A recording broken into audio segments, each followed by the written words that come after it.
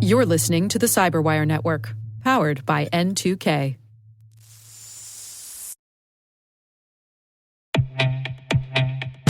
IAM experts streamline your identity management with Strata. Integrate any identity service with non-standard apps, apply MFA without changing app code, and ensure always-on identity availability. Strata reduces stress, enhances operational control, and improves security. Avoid the headaches of app refactoring and legacy tech debt. Join industry leaders who trust Strata for their identity solutions. Visit strata.io/cyberwire, tell us your identity challenge, and get free AirPods Pro. Secure your enterprise's identity management today. Visit strata.io/cyberwire. And our thanks to Strata for being a longtime friend and supporter of this podcast.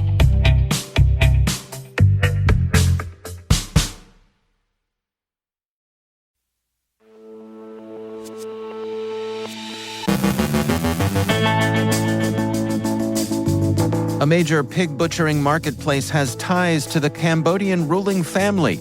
Lulu Hypermarket suffers a data breach. GitLab patches critical flaws. Palo Alto Networks addresses blast radius. Vipersoft X malware variants grow ever more stealthy. A New Mexico man gets 7 years for swatting.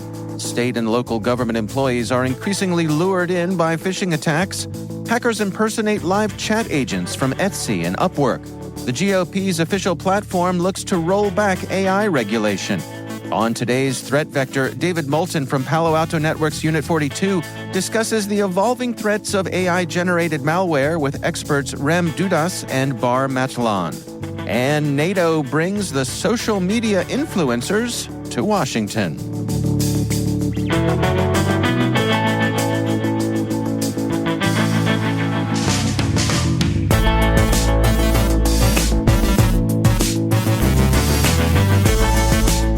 It's Thursday, July 11th, 2024. I'm Dave Bittner, and this is your CyberWire Intel Briefing.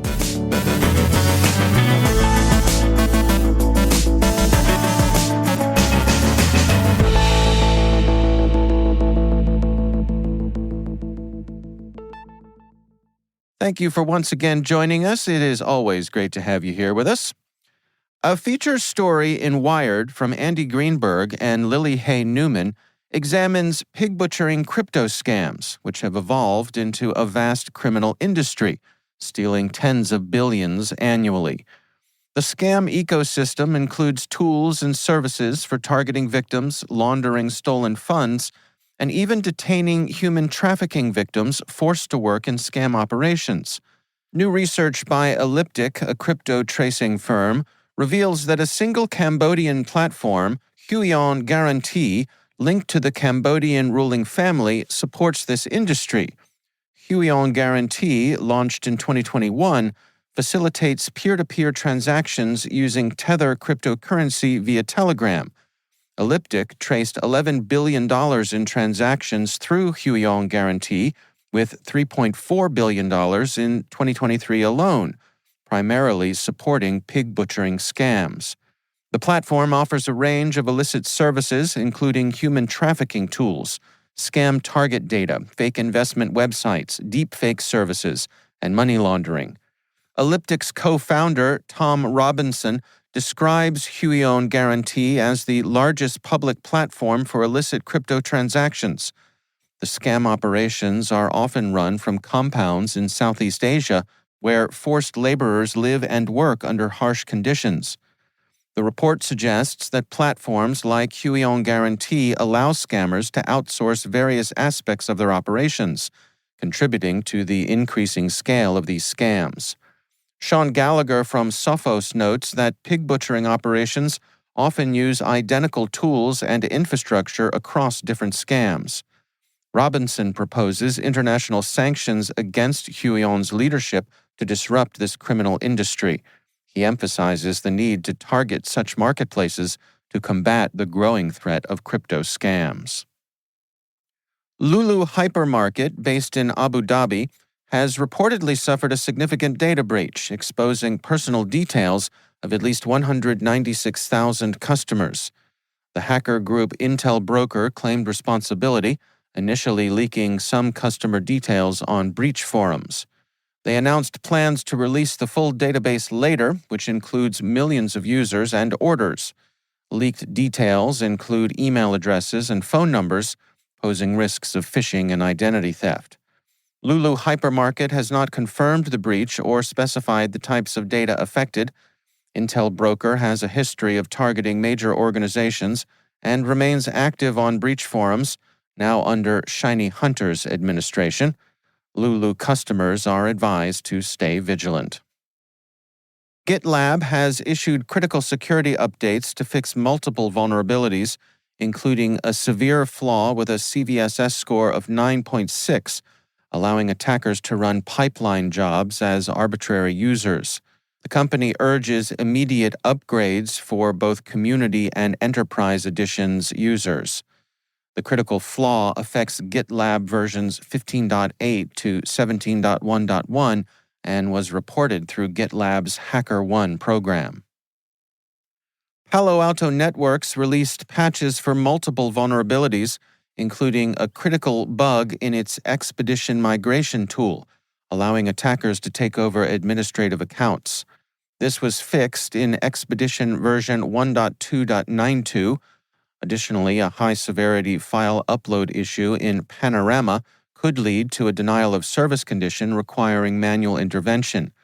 Medium-severity flaws in Cortex XDR and PanOS software were also addressed, preventing attackers from running untrusted code and tampering with the file system. The company provided an advisory on the blast radius vulnerability, which could enable attackers to bypass authentication and escalate privileges in PanOS firewalls using CHAP or PAP protocols. No exploitation of these vulnerabilities has been reported. Researchers at Trellix report the latest variants of ViperSoft X malware use the Common Language Runtime to execute PowerShell commands within AutoIt scripts, evading detection.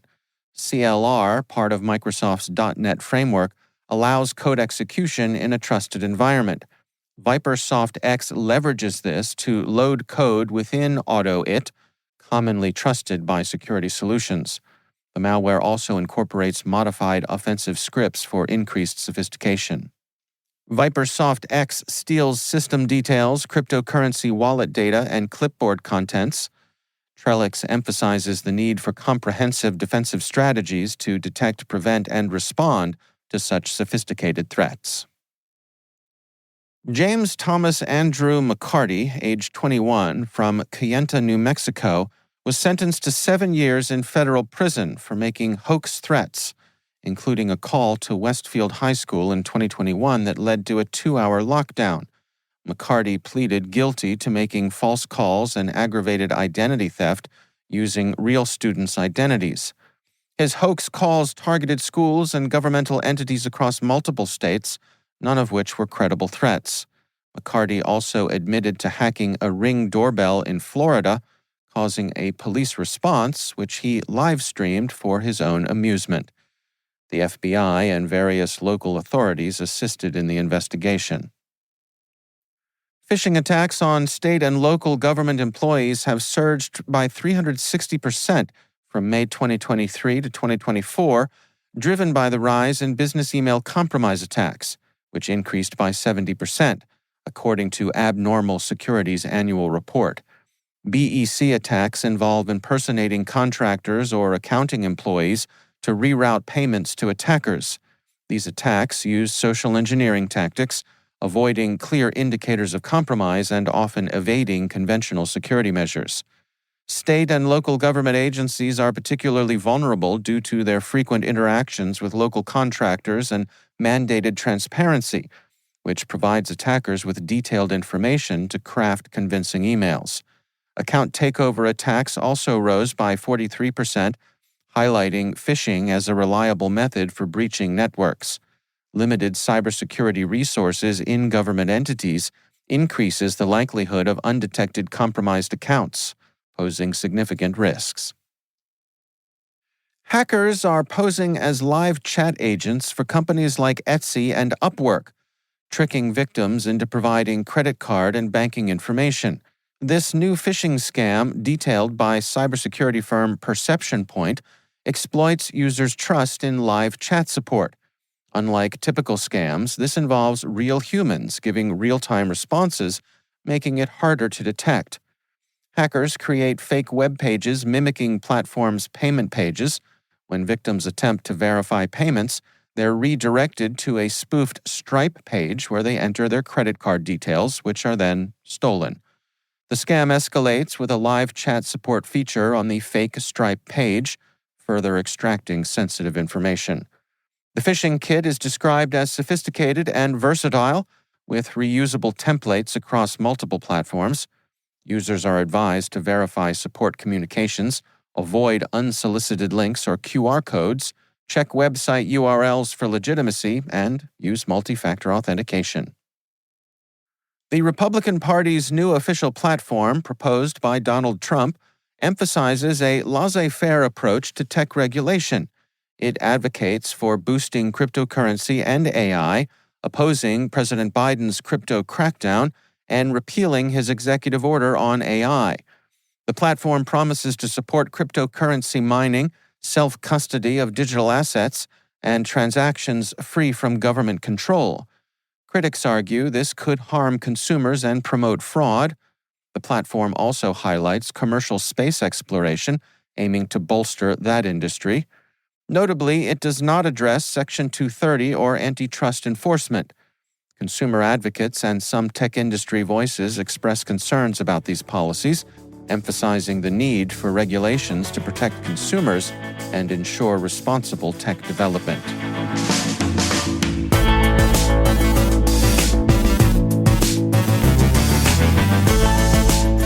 Coming up after the break, on today's Threat Vector, David Moulton from Palo Alto Networks discusses the evolving threats of AI-generated malware with experts Rem Dudas and Bar Matalan. Stay with us.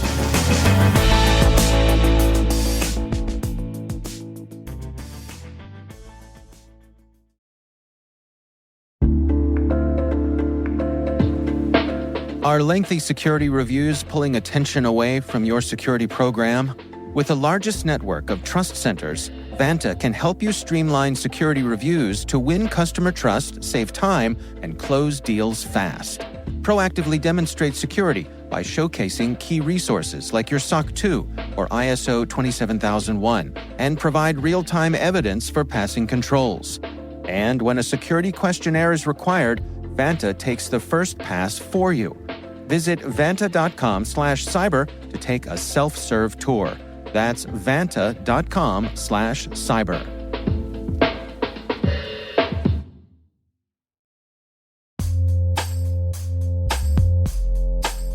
Enterprises today are using hundreds of SaaS apps. Are you reaping their productivity and innovation benefits, or are you lost in the sprawl? Enter Savvy Security. They help you surface every SaaS app, identity, and risk, so you can shine a light on shadow IT and risky identities.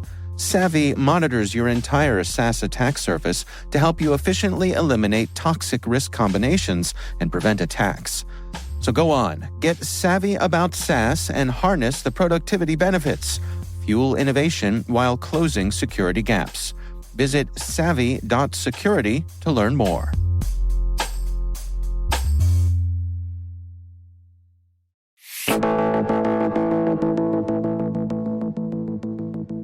On the latest episode of the Threat Vector podcast, host David Moulton from Palo Alto Networks Unit 42 discusses the evolving threats of AI-generated malware with experts Rem Dudas and Bar Matalan. Here's part of their conversation.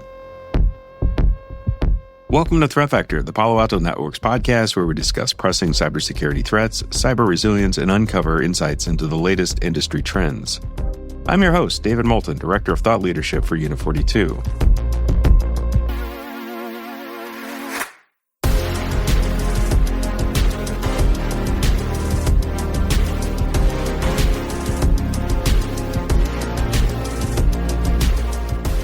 In today's episode, we have a fascinating and critical discussion lined up as we dig into the world of AI-generated malware.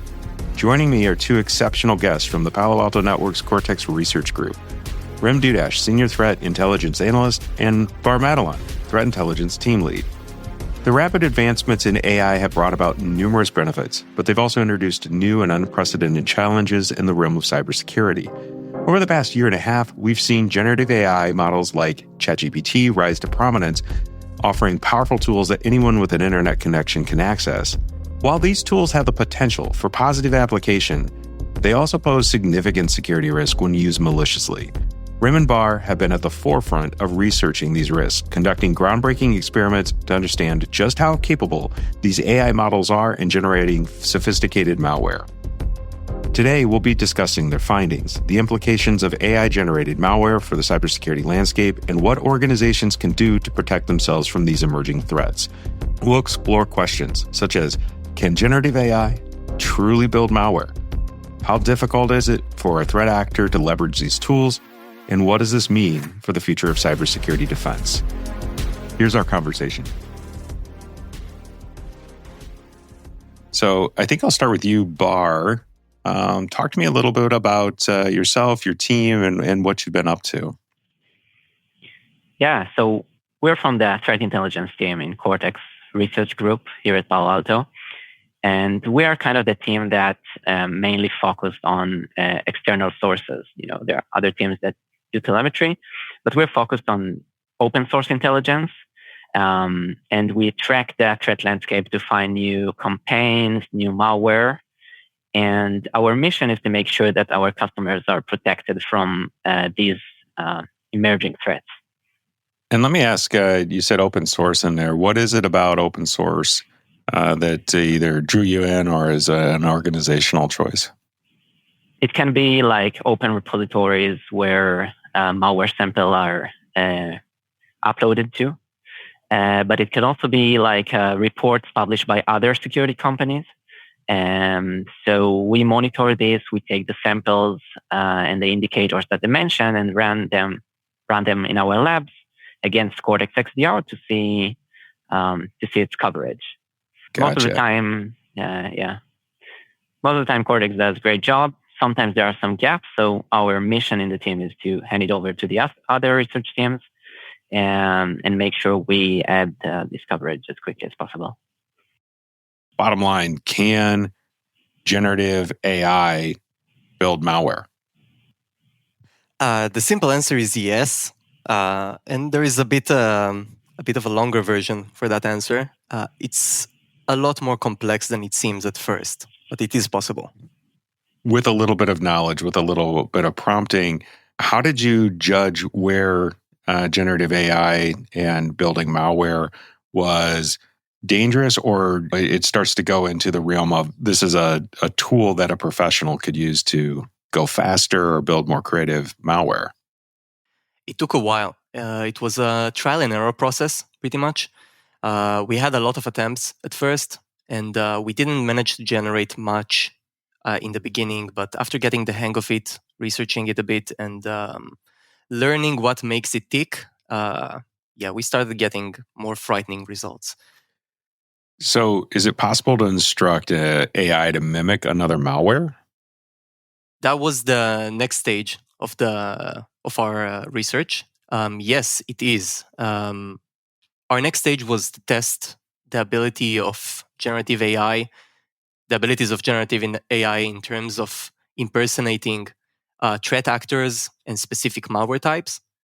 We used open source materials. So Bar touched upon this earlier, those articles regarding analysis of malware families and threat actors. We used a couple of those as a prompt or description for generative AI engine and asked it to impersonate the malware discussed in these articles. And we managed to do some pretty nasty things with that. Bar, what's the most important thing that a listener should remember from this conversation? It is possible to generate malware using AI, but it's not so easy. You need to have basic understanding of how coding works and how to compile such malware.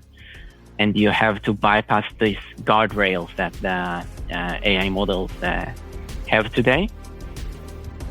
Let's plan on coming back to this conversation in, I think, 6 months, because I think that the pace of development in and around AI has caught me off guard. You guys into that? Sure. Yeah, sounds great. All right, Bar, Rem, thank you so much for coming on Threat Vector today and giving us your insights on the research that you've been running and the findings that you've talked about today. Thanks for having us, David. And thank you very much. Thank you for joining today, and stay tuned for more episodes of Threat Vector. If you like what you heard, please subscribe wherever you listen and leave us a review on Apple Podcasts. Your reviews and feedback really do help us understand what you want to hear about. I want to thank our executive producer, Michael Heller.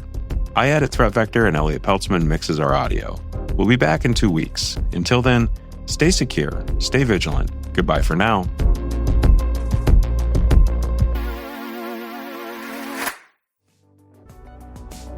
Be sure to check out the Threat Vector podcast wherever you get your favorite podcasts.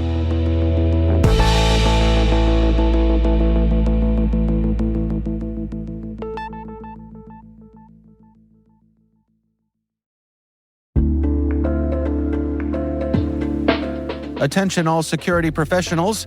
Want real-time IP intelligence at your fingertips? Sign up for Scout Insight's free trial today. Get immediate insights into threats, search any IP with no training required, and enjoy intuitive graphical results. Whether you need to identify compromised hosts or enrich Splunk queries, Scout Insight has you covered. Don't wait. Accelerate your threat response now. Visit teamcumry.com/cyberwire to start your free trial.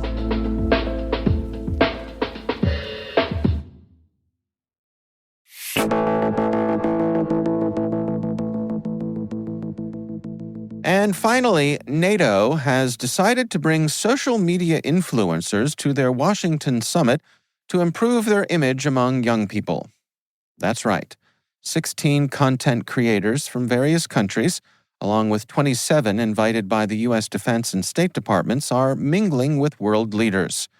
These influencers, popular on platforms like TikTok, YouTube, and Instagram, met top officials, including at the Pentagon and the White House. The idea is to engage a generation born after the Cold War, using people who make dance videos and how-to clips. Critics argue this approach is misguided. They say NATO, a critical defense alliance, seems more interested in viral videos than substantive engagement. Using influencers to promote NATO's mission might appeal to some, but it risks trivializing serious global security issues.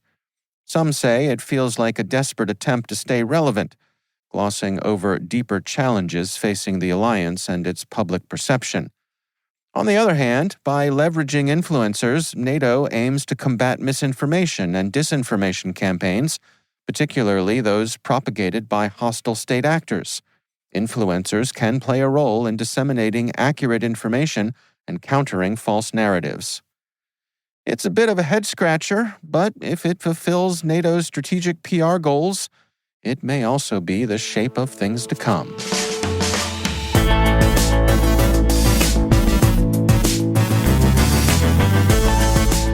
And that's the CyberWire. For links to all of today's stories, check out our daily briefing at thecyberwire.com. We'd love to know what you think of this podcast. Your feedback ensures we deliver the insights that keep you a step ahead in the rapidly changing world of cybersecurity. If you like our show, please share a rating and review in your favorite podcast app.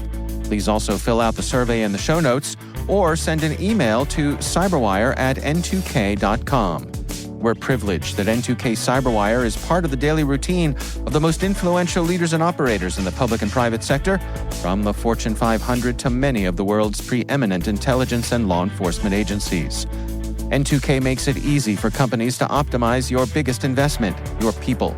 We make you smarter about your teams while making your teams smarter. Learn how at n2k.com. This episode was produced by Liz Stokes. Our mixer is Trey Hester, with original music and sound design by Elliot Peltzman. Our executive producer is Jennifer Iben. Our executive editor is Brandon Karpf. Simone Petrella is our president. Peter Kilpie is our publisher. and I'm Dave Bittner. Thanks for listening. We'll see you back here tomorrow.